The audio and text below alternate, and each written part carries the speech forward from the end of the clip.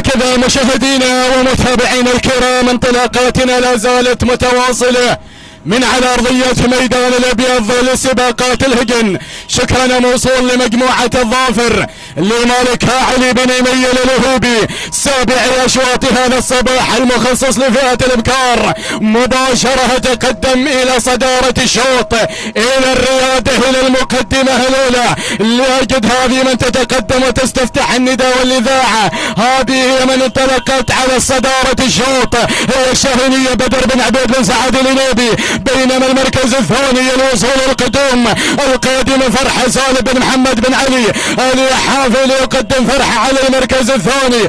المركز الثالث الوصول القدوم من شواهين ناصر بن شخبوط بن سالم الوهوبي، من يقدم شواهين على المركز الثالث.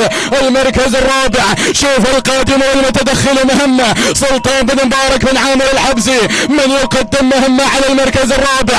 المركز الخامس الشبابية سلطان بن الحميدي بن سالم العمري، لكن وين القيادة الأولى بانطلاقة الشاهينية بدر بن عبيد بن سعد النوبي. لكن شوف للي غيرت نحو صدارة الشوط هذه مهمة سلطان بن مبارك بن عامر الحبسي، من يقدم مهمة من غيرت نحو القيادة. شوف الأسماء القادمة، ارصد القادمة والمتدخلة من الجانب الآخر. وصلت الضبية حمد بن محمد بن سالم الوهيبي، والقادم أيضا الشبابية سلطان بن حميدي بن سالم العمري.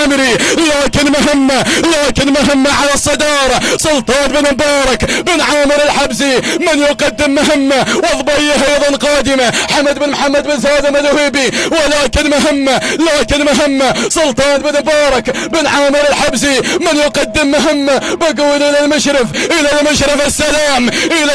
السلام والتهاني موصولة الى شاعر الميادين مبارك بن عامر الحبسي. مشكور يا سلطان، ومشكور ايضا يا ابو سعيد من قادها نحو خط النهايه راكان بن مبارك الحبسي. شوف ايضا القادم، ولكن مهمه تهاني والناموس الى سلطان مبارك الحبسي. المركز الثاني وصلت الضبيه حمد بن محمد بن سالم الوهيبي. المركز الثالث وصلت ايضا الضبيه حمد بن محمد بن سالم الوهيبي. تهاني والناموس الى مالك مهمه سلطان بن مبارك بن عامر الحبسي. التوقيت الزمني 2:14 28 جزء من الثاني. تهانين والناموس على الفوز والانتصار.